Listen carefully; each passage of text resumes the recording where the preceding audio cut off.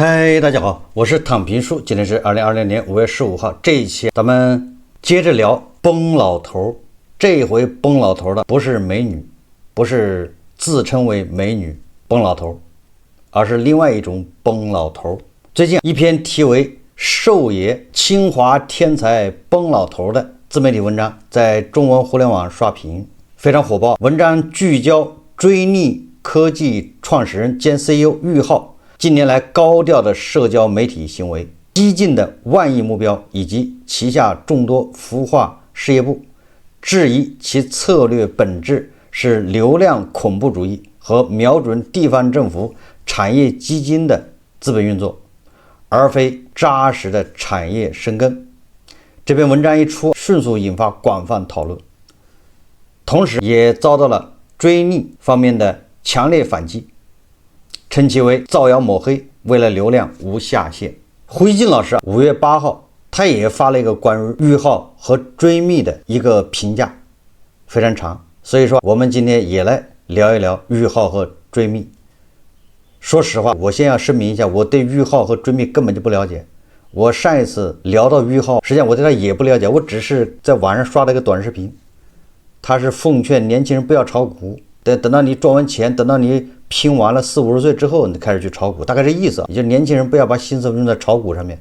我刷了这个视频，我觉得这个人说的还挺有道理，但是我不知道他是干什么的，他的追密是干啥的，我真的不清楚。这两天有网上老是刷屏，我看到胡锡进老师也聊俞灏，所以我才把这个捡起来看一看。所以我在网上找了寿爷的这篇文章，但是这个文章好像已经被下架了。你只能找到一些截屏，既然对吧，按照咱们这个叫逆向思维，文章被下架，那就说明这个文章一定是说到了某些痛处或者怎么着了，那就更值得有什么也有一种探究的一个必要，反而更能激发大家的一种好奇心。你什么样的文章会被人投诉下架？如果是简单的一些口水文章，估计没人搭理。所以我们一起看一看他这个寿爷这篇文章，其实不是太长。他这个寿爷大家知道吧，他应该是一个财经博主，应该这么说没错，他是个记者，以前类似于做什么财经调查呀，或者跟房地产相关的一个财经记者。他这个文章的标题就很有意思，叫清华天才崩老头。所以我们刚开始说的又是崩老头，这回崩老头的不是精神小妹儿，不是对吧美女，而是货真价实的清华的天才。你看看他是怎么崩老头的。文章说，这几天无论刷抖音还是小红书视频号，总能刷到追密的俞灏。巧了，我也是这两天老是刷到，也不知道为啥，这个平台是咋回事呢？这位保送清华的高材生填补了孙雨晨和贾跃亭走后的空白，把企业家的表演人格推到了新高度。已经有人把他做法称为流量恐怖主义。一家年销售差不多150亿的公司，一位制造业的科技英雄，似乎没有必要用这样的方式消耗自己的公信力。比如让所有的员工做短视频，比如喊口号，2020年冲击1000亿，2027年冲击3000亿，2028年破万亿。再比如他说乔布斯重新发明了手机，而他要重新发明地球。这些一眼看起来有些癫狂的言论，让很多人都无法理解。有人开玩笑说请国家关注创业青年心理健康，还有人说要成功先发疯。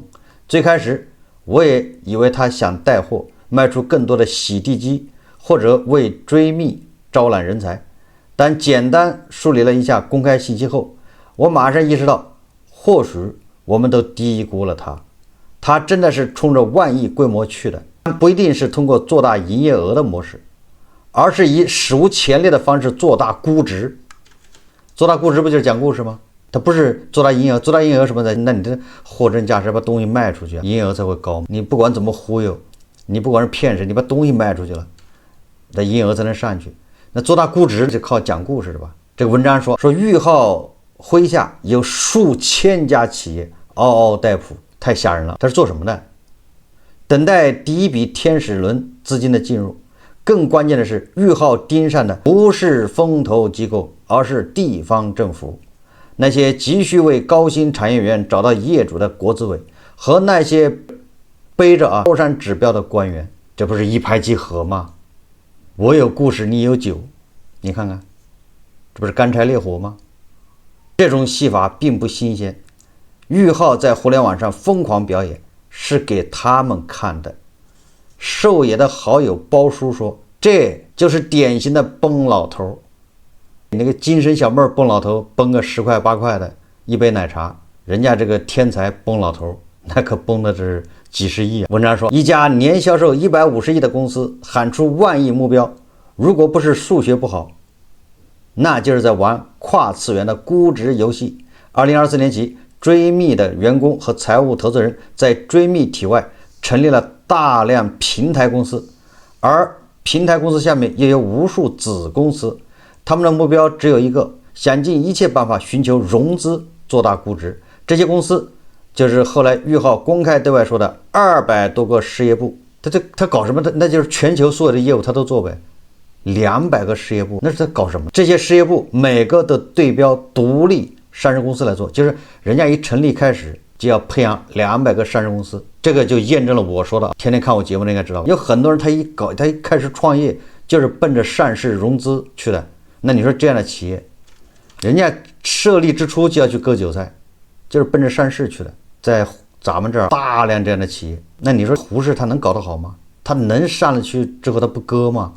人家憋足了劲就要上去，就是为了割。如果听到这儿还有很多人对胡适抱有幻想，那真的是无药可救。我们接着看这文章，他说这些事业部每个都对标独立上市公司来做，集团给足试错空间，缺钱可以找集团借。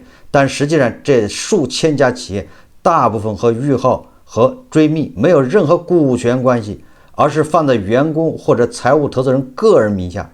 他们很多是像追觅这样的制造企业，机器人、智能家居、智能手表，但大多数和追觅的主营业务毫无关联，比如采矿，比如新能源汽车回收，甚至包括科技制造行业完全没有关系的金融、服装、国际物流、唇膏，就是那个女性化妆用的唇膏，旅游咨询、辣条、奶茶、房产中介。对，你没看错，追觅的事业部很魔幻，有做辣条、奶茶和房产中介。中国几乎所有的行业，追觅的事业部都会涉猎。我就不知道了，这到底在搞什么？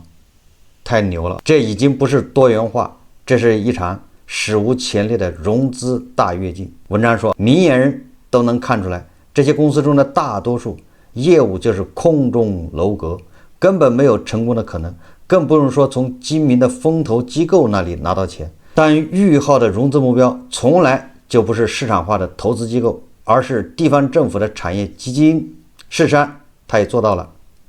这个文章列举了，你比如说什么空气灵动拿到是嘉兴秀州区的钱，星空梦屋拿到的是安徽全椒县的钱，无界秒控拿的是柳州和丽水的钱，奎洛科技拿的是武汉和宜宾的钱，也就是他拿了很多地方政府的那种产业基金的钱。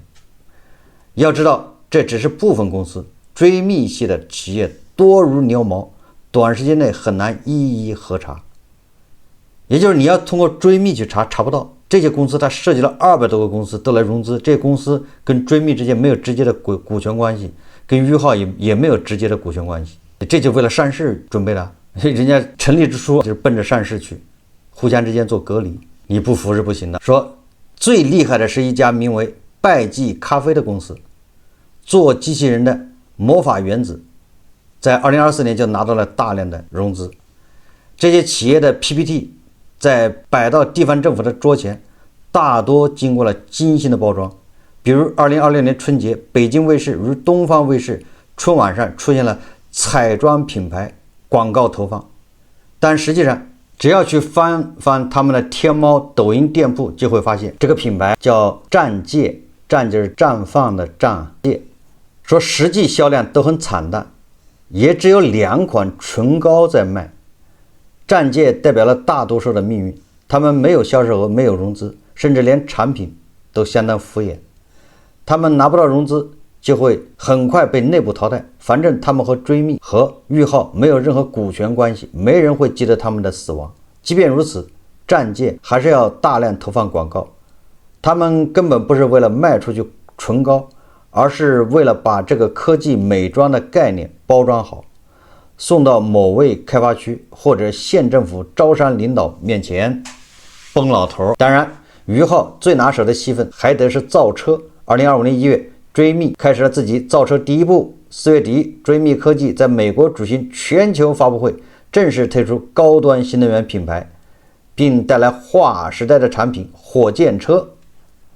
于浩表示，追觅火箭车是人类历史上第一次把汽车0-100加速做到1秒以内，这不是崩直线吗？这嫌小米还不够快啊，就这意思啊。马斯克没做的事情我们来做。但很快追觅的合伙人就出来打圆场，说 0.9 秒破百是基于理论推力计算。10年前贾跃亭的乐视就在同一个地方，当年老贾在危机爆发前累计融资超过了700亿，业务横跨视频、手机、汽车、体育等多个领域。于浩现在的盘子似乎比老贾还要大。我得为老贾说句话，老贾讲的生态位基于手机乐视打造的一个生态，逻辑上是讲得过去的。但是按照寿爷写的追觅于浩这个搞法，从辣条到唇膏到造车，完全跨得太狠，这个也谈不上什么生态，这个纯粹就是为地方政府招商的那些老头嘛量身定制的故事而已。从这个寿爷写的这些东西来看，这叫投其所好。你们喜欢什么？有人在资本市场讲故事，有人专门在这个招商领导面前讲故事。你喜欢什么我就做什么，你想看什么数据，我给你搞个什么数据出来放在你面前，投还是不投，招商还是不招商，不就这意思吗？但他的对象已经不是消费者了，他的对象就是老头，那你说怎么弄？这个寿爷说，有一点我很不理解，嘉兴秀州区、安徽全椒县和武汉临空港反复出现在于浩事业部的投资名单中。这些基金有一个共同点，就是通过同一个渠道进入追觅体系，叫天空工厂创投基金。这家位于厦门的创投基金正是追觅科技旗下企业风险投资，操盘手是雷明。于浩和雷明似乎找到了窍门，完全知道怎么样说服地方政府和国资基金。于浩最推崇的词儿叫右侧资源获取，这和贾跃亭当年的生态化法如出一辙，翻译成人话就是如何高效地拿到社会和政府的钱。只是无数次历史经验证明，当一家制造企业不再执着于电机的转速，而是迷恋于流量的增速；当一个技术天才不再研究灰尘的轨迹，就是扫地机，而是钻研 PPT 的逻辑时，这盘棋似乎就下到了最危险的一步。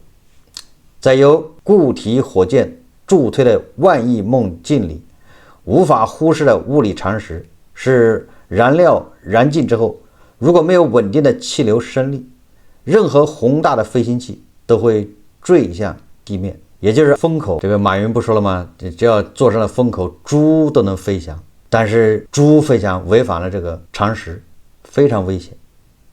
我们很多人只觉得只要站上风口，猪都能飞。但是你要仔细想想，猪飞这多危险，风总会停的。那风一停怎么办？对吧？咱们以前讲过一个笑话是吧？在这个飞机上面，一只乌鸦跟服务员说脏话，骂服务员。那个猪一听，他也学，他也骂服务员。最后这个服务员一生气，空乘把舱门一打开，把猪和乌鸦都扔出去了。最后这个乌鸦就看了一眼猪，说了一声傻叉是吧？你会飞吗？一个道理。寿爷写的这个文章，因为我对追觅和于浩根本不了解，真不知道他是干啥的，他做什么东西的我也不知道。看了文章大概他是做扫地机器人，还造车，实际上这个跟我关系不大。但是我为什么我也聊这个事情？一个他上热搜，我看很多人在评论；第二个我看胡锡进也在评论，所以我们一起看一看胡锡进老师他是怎么说的。胡锡进老师他说，这几天一直有人跟我提到于浩和追觅，他既受关注也是引起争议，于是我找了他6个半小时的对话，仔细看，他的确是非常奇特的创业者。胡锡进老师还是可以的，把他6个半小时的对话拿出来看，我是做不到的，我只能快速浏览找文章看。我要看他的视频6个半小时，我这中间的退过去4-5回也没时间。胡锡进说，他说于浩不否认自己是位狂人，但狂人并非绝对的贬义词，他未来的成功与否将对他的狂做出价值定义。说俞灏画了个惊人的大饼，声称要创造世界上首个100万亿美元的公司。要知道，世界上目前最大市值的公司接近5万亿美元。美国2025年 GDP 是30.77万亿美元，每股总市值77万亿美元。也就是你看，也就是俞灏他要创造世界上这个最大的公司100万亿美元的，也就是他的公司市值超过每股市值。这个确实敢想，年轻人敢想没毛病啊。我也想到我们最近在讲三国，那《三国演义》一开场，曹操、袁绍、袁术，对吧？那都是语不惊人死不休，成大业者刚开始就具备某些特征。胡信说，追觅科技目前主业是扫地机器人，但俞灏已经在布局从手机到汽车、无人机、航空航天等大量需要重资金投入的产业。他首先需要能够撬动目前各地资本的支持。鉴于各地目前投资基金大多由国资扮演主力，这意味着俞灏公司需要达到国资 LP 支持的标准，他还要能把他的 N+1 商业逻辑真正跑通，要把各行业最优秀的人才招募到自己麾下。如果按照普通商业逻辑衡量，俞灏承担着无法想象的风险，但这位清华毕业的创业者非常自信能够驾驭这些风险，走向成功。好，胡信说，老胡想说，个人性格、做事方式在商业中没有优劣之分，评价的唯一依据是做事的结果，即成功了还是落败了，以及成功或失败的程度。比如大胆一些，或者更加谨慎一些，各有优劣。关键时刻敢于力排众议，或者愿意倾听不同意见，就看最终结果是好还是不好。商业人格和普通人格有截然不同的评判角度和价值场景。俞灏属于这个勇敢型、高调型。说实话，老胡尤其希望他能够成功。除了他其原因之外，还有一点是因为我们的文化总体上稳重内敛，出一个俞灏这样张扬做事的人，如果还能够成功，这对我们文化上添加张力无疑是好事。我非常不希望俞灏失败，还因为我相信他个人资产有限，追觅科技的利润再高也支撑不起他如此宏大的计划，绝大部分资金注定来自社会。俞灏说，他要搞200家独立公司，这意味着那些公司的风险是彼此隔离的，万一哪个项目倒闭也不会牵连其他项目，但如果搞砸的项目多了，俞灏和公共资金都难以承受。我对俞灏最信任的一点是他的才华，他少年时代就不同一般的孩童，后来经过物理竞赛被保送进清华大学，毕业直接创业，直接成功，而且形成了自己的全球化的跨界的非凡视野，这绝非一个赌字概括得了的。他基础好，目光敏锐，而且对周围的资源形成很强的撬动能力。但我也感觉到他局限和风险。这胡静老师说的，他似乎相信自己无所不能，可以凭借一种自创的方式和远高一筹的效率跨界打遍天下。追觅科技现在已经超过2万员工，今后还会更多。一个超级公司的效率不可能与公司领导人的个人能力和雄心绝对挂钩，永远跟上老板的奔跑。超级公司注定有软肋和拉胯的地方，领导者的大脑调动不了全身，给每一个器官做超人级的赋能。胡静又说，他说，我有种不确定的期望，那就是我们社会有许多资源资金处于涣散躺平状态，也许我们的确需要一些俞灏这样的人振臂一呼，把各行业的创业和升级斗志拉升一个甚至几个级别。先不说100万亿美元级别的公司，中国就是先出现几个当下美国级别的超级市值公司，也需要一大批有志者敢想敢干，社会的支持系统做一番更新甚至重构。俞灏今年39岁，正值创业壮年，希望他和与他同代的创业者们能够拉起一股更高质量的创业浪潮，那将是中国全面崛起激动人心的其中一幕。至于俞灏动辄一天发几十甚至上百个视频，老胡希望那不都是他个人发的，而是助手在帮他做社交媒体的发布和管理，因为那太费功夫了。也胡锦老师这个他懂了，胡锦老师他自己做自媒体，他是知道一天要发上百个视频，那你这得占多少精力啊？胡锦老师认为这最好是他助手帮他发的。我相信追觅科技成功与否，关键不在于社会知名度以及短时间的舆论美誉度，跟俞灏的雄心比起来，舆论场那点事太小了。另外，他要去全员上社交媒体，这点也值得他接下来做更多斟酌。做舆论的焦点，对企业来说利弊参半，而且在不同时期利弊比例也会变化。看看雷军，算得上企业家里最大的网红了，但他现在对社媒的参与明显变少了。最后，老胡想说，不管狂与不狂，俞灏都是做实业的，敢于承担这么大风险，而且睡得着觉，了不起。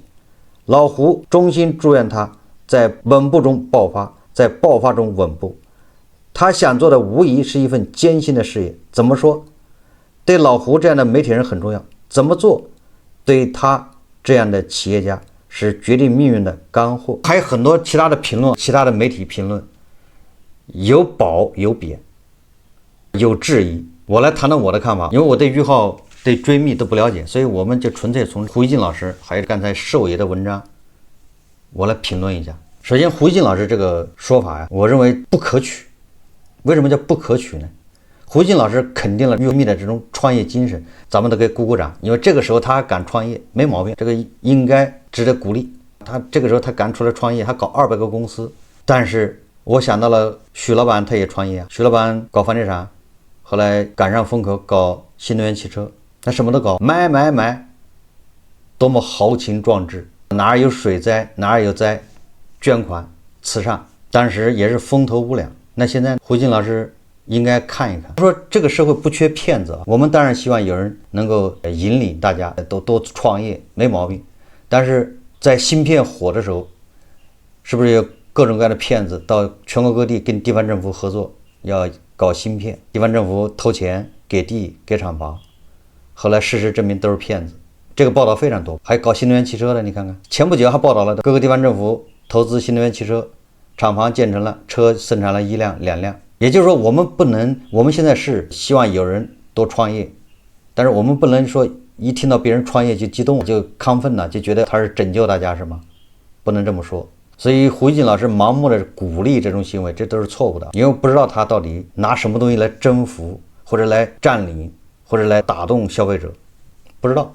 目前看法，我感觉他在打动这个地方政府，因为他搞200家公司，那是在干什么呢？这第一个。所以说，我认为胡锡进老师一看他创业是这种天才创业就激动，需要这样的人，这错误的。那你想想，这贾会计他也创业，许老板他也创业，还有创业的人多了。世界铜王我老乡，名字我忘了，也是创业，把地方政府坑得够呛，哪个不是啊？前不久央视各大媒体还报道了。所以不要一说创业就亢奋，就感觉创业就有理，创业就站在道德制高点上。我创业，那我就站在道德制高点，大家就得学习我，大家就得给我让路，大家就得以我为榜样，不能这样，这个是不对的。那第二个，我刚才也说了，创业没关系，咱给他鼓鼓掌，但是不代表他就站在道德制高点上。创业还得自己承担风险，不能让社会承担风险。那什么意思？说创业我们当然鼓励，但是你拿谁的钱创业？你拿自己的钱创业没毛病，你拿自己的钱，你说你造火箭，你要造宇宙飞船都行，只要你自己的钱。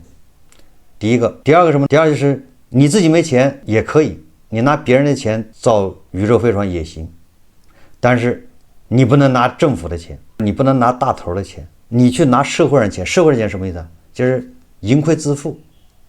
你讲故事，你忽悠那些愿意听宇宙飞船的人的，他认为这个靠谱有戏，我愿意投钱，我来买你的基金，我来买个2万块的5万块的，涓细流汇集到一起，不就是各种创业基金各种私募基金来投你？没关系，你赔了是人家愿意的，大家愿赌服输，投资有风险。但是如果你这个真的是像俞灏说的是崩老头，是专门你的所有的项目你都是为了迎合地方政府，跟地方政府讲故事，从地方政府那儿把钱拿过来先来创业，就成了，不是输了那就注销破产。因为每个公司跟其他公司都没关系，没有股权关系。我现在一个怀疑，他这个玩法他能玩得下去吗？地方政府真的这么傻吗？地方政府只要稍微有点头脑的，只要有必要的风控程序的，我还不说它多严格，只要地方政府它有一定的程序，有风控程序，那我认为他这个200家公司没人会投的。您拿个 PPT 来跟我讲故事，我就给你投是吗？不对的，以我跟地方政府打交道，没有地方政府这么傻的。那只能说你有光环，比如马斯克说我现在搞个智能马桶项目来了，地方政府也可能会感兴趣真投。为什么呢？马斯克就是光环，他就是首富啊。那裕浩有可能裕浩出马拿了一个项目，这个项目跟你现在的追觅跟你这主体没关系，你是生产辣条的，你跟我讲故事，那地方政府为什么要投？所以我说的什么意思呢？就是裕浩你要背书。什么叫背书？就是你这个辣条项目好，我地方政府我要投，那谁给我担保？这投资得有担保的，如果不成，那就变成借款，你得还每年3%的利息，成了那就是股份。地方政府它只要有风控，它都会这么做。那你说投进去不管的，绝对是灰色，叫什么？灰色地带，权钱交易。我不能说没有，很多地方都有。股权投资什么都不管，就投进股权，也没有什么退出，未来怎么退出？如果退不出，谁来负责？这种我认为现在如果地方政府还敢这么搞，那就是自取灭亡。所以说地方政府如果给你投产业基金，比如说是1个亿，那人家早就设好了未来怎么出来，至于未来能不能出来那是另外一回事，它的路径已经设计好了，形式上风控是有的，怎么出来？那就是你裕浩担保，你裕浩有钱吗？你裕浩的资产是什么？是追觅是吧？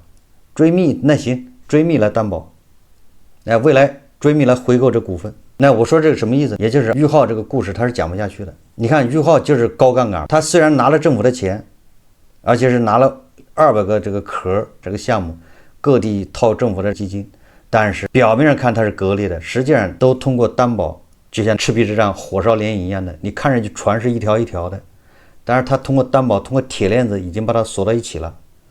这个担保就是这样的，把你跟这200公司就跟你裕浩跟追觅绑在一起。人家真正的投钱不是看你那个辣条项目，不是看你那个什么唇膏项目，人家看你是项目后面的追觅，那你追觅裕浩来担保，所以这样实际上是风险是拴在裕浩身上的。他以为股权法律关系和股权不光是靠风险，还有权利责任不光是看股权，他还可以通过条款、条约、法律这种合同来约定。你裕浩跟这个辣条公司虽然没有任何股权关系，隔离的，但是我们可以签个担保协议，你们不就有关系了吗？那你想让我投资，那你就得签担保协议。这个经常听我节目的都知道。比如说王老板，他万达商管，你不管怎么耍，人家后面都追着王老板，你来担保。不管你拿什么主体来扯，最终还不起你王老板自己还，否则白扯。所以王老板必须要担保。所以你看现在人一告，虽然告的是万达，告的是什么大连什么万达或者什么一大堆，但最后都有王老板的事，王老板都要承担连带责任。所以说这个也有很多人他不了解这个，因为他没有实际操作这些东西，把它想得太简单。所以反过来说，我感觉裕浩他在吹一个大泡泡，他想通过这种造势，想在各地拿这种政府基金，很难成功。第一个很难拿，你担保的主体，你融资的主体要达到标准，然后你担保的主体还得要达到标准财务状况，这样地方政府才敢投。那么这个文章为什么这次一下火了？实际上它有一个背景，这个背景恰恰是前一阵子央视焦点访谈还各喉舌都在通报各个地方政府为了招商这种不惜代价，为了完成 KPI 自己往里投钱招商，已经遭到批判，对吧？遭到审计。现在那这个时候裕浩这种做法就被推到聚光灯下。我相信这个文章大家一讨论，各个地方政府应该都知道了，再给这裕浩这乱七八糟的辣条公司、唇膏公司投资，那得小心了，不可能闭着眼投。当然了，我不能说裕浩这200家公司都不会成功，不是这意思，保不齐有地方政府会投，因为毕竟这个内幕灰色地带太多啊。我记得成都地方政府给老罗的锤子手机投了多少？10个亿啊，多少？如果真的追究起来，他这个投资就是有问题的。当时什么行情？地方政府怎么可能还能投资啊？这个风控是怎么做的？怎么过会的？上面是怎么批的？理由是什么？根本经不起问。所以我说最后总结一下，如果俞灏他拿的资金是社会资金，我们应该给他鼓掌。虽然他有点庞氏骗局的意思，但是他好歹是往起做。那你这社会上你愿意往里给他投，那没办法，你自己愿意上当。但是他的融资目标如果是地方政府，那这个说明地方政府问题出在这儿。为什么政府要投资呢？这些事情本来由社会资金参与，政府那还不说明政府的钱太多吗？大头钱太多，他得变着法的把这钱花出去，给你投1个亿，有7000万留到他自己口袋。如果这种分配方式，那大家都愿意投啊，不投我钱怎么能到我口袋呢？从大头那儿就流到我这儿，你不能直接生拿吧？那不合适，得找个项目，找个故事，把这钱1个亿投过去，这7绕8绕的，那7000万绕到我白手套公司或者是洗走了，是吧？这种，那你叫防不胜防。这就是我为什么反对的。我反对你东西搞得再好，你如果是要从政府那拿钱的，那都是不怀好意，不安好心。大头的钱最好是分了，给全体的14亿人都有份，本来也就是14亿人的，分了算了，或者是充实养老保险，提高医保、社会保障，就花在这儿就完了，不要去大头的钱拿去投资。如果你大头钱太多，你就少拿一点，大头你税少一点，大头的钱也想办法给韭菜自己。我韭菜自己拿着钱，我知道怎么投资，投输了我自己自认倒霉。所以说咱们批判的是这个，我不是批判这个俞灏讲故事，什么融资这个无所谓。如果你厉害，你融到林园的钱，你融到但斌的钱，那你融去呗，你忽悠他去呗，让他给你投呗，对吧？最后你不要打这个大头的主意就行了。为了防止别人打大头的主意，最好把大头的钱提前，对吧，给大家分掉算了，这样免得别人惦记，免得家头老师这样惦记。所以你看这些事情在美国它就不叫事，在西方是吧？因为西方政府它没钱投资，地方政府的缺钱是吧？没有地方政府说我还有钱投资的。好，这期节目咱们就聊到这里，感谢大家收看。如果喜欢我的节目，欢迎订阅转发，也可以在下方留言评论，谢谢大家。